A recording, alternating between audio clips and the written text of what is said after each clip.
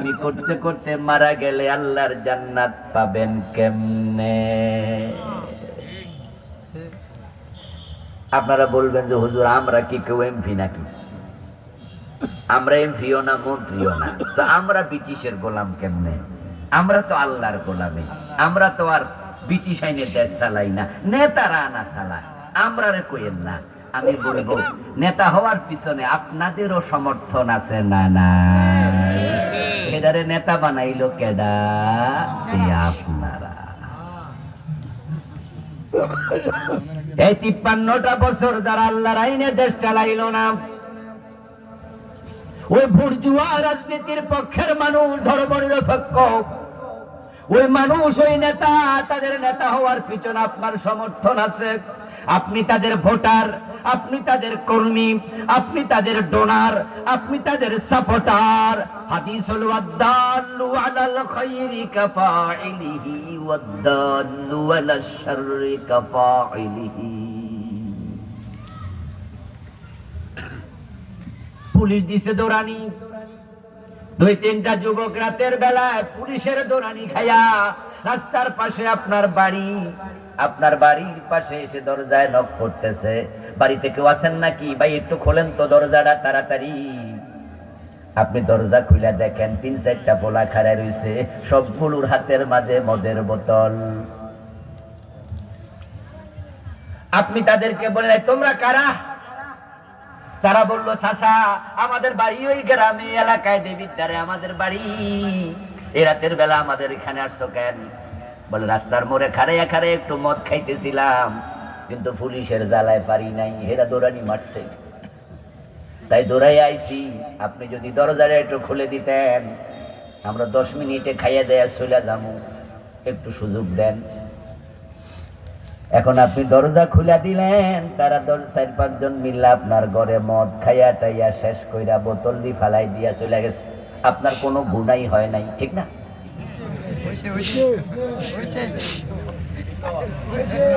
কথা কইতে হইব, হ্যাঁ না কইতে হইব। গুনাহ হয়েছে কিনা? আপনি কি মদ খাইছেন নাকি? কেন গুনাহ হইব? ও দোস্ত, পুলিশে দৌড়ানি দিছিল, যদি আপনি দরজা খুলে না দিতেন তাহলে এত নিরাপদে মদ খাইতে পারতো না। তাই সে মদ খাইয়া যেমন কবিরা গুনাহ, আপনি দরজা খুলছেন না খাইলো সমান কবিরা গুনাহ। নবীজি বলছেন আদ-দাল্লু আলাল খায়রি কাফাইলিহি ওয়াদ-দাল্লু আলাশ শাররি কাফাইলিহি।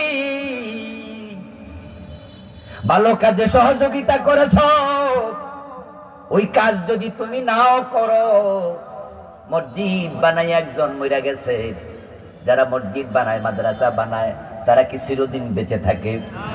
মরে যাবে না?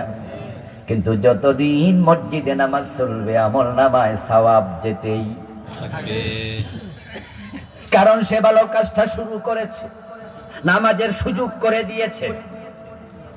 ঠিক অনুরূপ ভাবে আপনি টিয়ারের গম চুরি করেন নাই, আপনি কাবি খার টাকা মাইরা খান নাই, আপনি দেশের টাকা দিয়া কানাডায় বেগম পাড়া বানান নাই, দেশের টাকা লুট করে আমেরিকায় বাড়ি করেন নাই। কিন্তু যারা এমপি বানাইছেন, মেম্বার বানাইছেন, চেয়ারম্যান বানাইছেন, আপনার ভোট পাইয়া বেটা টাকা চুরি করছে, বেটা যত কবিরা গুনাহ করছে, আপনি বাড়িতে হইয়া হইয়া সমান কবিরা গুনাহগার হয়ে গেছেন।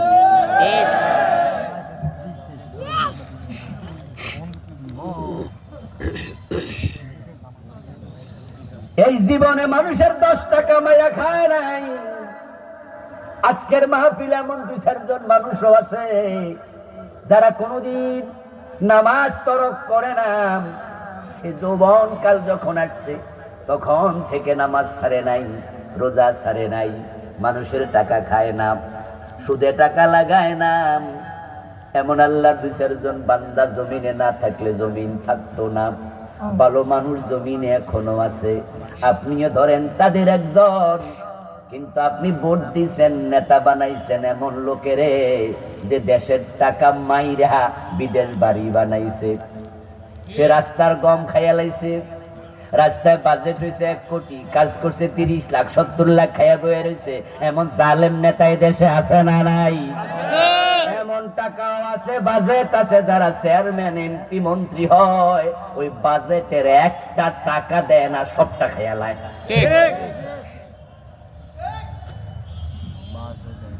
এমন কিছু টাকা আসে যেটা চেয়ারম্যান মেম্বার ভাগ করে নিয়ে যায়, পাবলিক জানেও না।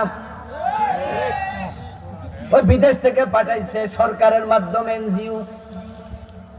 এই যে আমাদের কয়দিন আগে ফেনীতে, লক্ষ্মীপুরে, কুমিল্লার অঞ্চলে বন্যা হয়েছে না, এই বন্যার চিত্র কি পৃথিবীবাসীর কাছে যায় নাই? দুনিয়ার লোকেরা জানে নাই। এই চিত্র দেখে আমেরিকার, ইউকের, কানাডার, রাশিয়া, জার্মানির কোন এক বড় এনজিও 5,000 কোটি টাকা দিয়ে দিচ্ছে। বাংলাদেশে 4টা জেলার মানুষ পানির নিচে।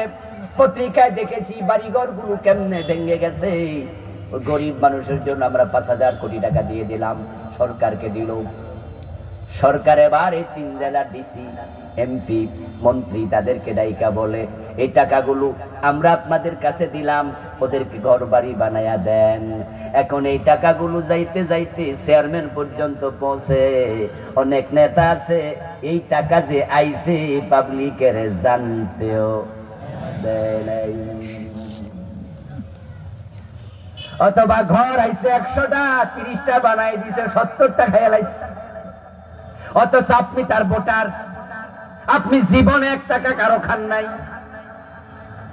আপনি তাকে সাপোর্ট করেছেন তাই সে নেতা হয়েছে। ও বেটা, নেতা হওয়ার পিছনে আপনার হাত আছে না নাই? তো বেটা যে চুরি করছে সেখানে বুঝি আপনার হাত নাই। আপনি সাপোর্ট না করলে নেতাও হইতে পারতো না, চুরিও করতে পারতো না। রাসূলুল্লাহ সাল্লাল্লাহু আলাইহি ওয়াসাল্লামকে অনুসরণ করে 53 বছর দেশ চালায় না। রাসূলকে অনুসরণ করে ব্যবসা চালায় না। রাসূলকে অনুসরণ করে ব্যক্তি জীবন চালায় না। এমন আল্লাহর অসংখ্য বান্দা আমরা দেখি টাকনুর নিচে কাপড় পরে হাঁটতেছে। আমার রাসূল কোনদিন টাকনুর নিচে কাপড় পরছেন নাকি? তা আপনি কেন পরলেন? আমার প্রিয় নবী সাল্লাল্লাহু আলাইহি ওয়াসাল্লাম জীবনে দাড়ি কামাইছে কয়দিন? কথা কয় না। আপনি প্রতি 2 দিন পর একবার কেন কামান, 3 দিন পরে কেন কামান? অনেকে আছে প্রতিদিন একবার কামায়। আমার রাসূল সুদে টাকা লাগাইছে কয়দিন? তা আপনার কি খবর? আমার রাসূল ঘুষ খাইছে কয়দিন? আপনার কি খবর? আমার রাসূলের মেয়ে বউ বেপরদা রাস্তায় নামছে কয়দিন? আপনার পরিবারের কি খবর?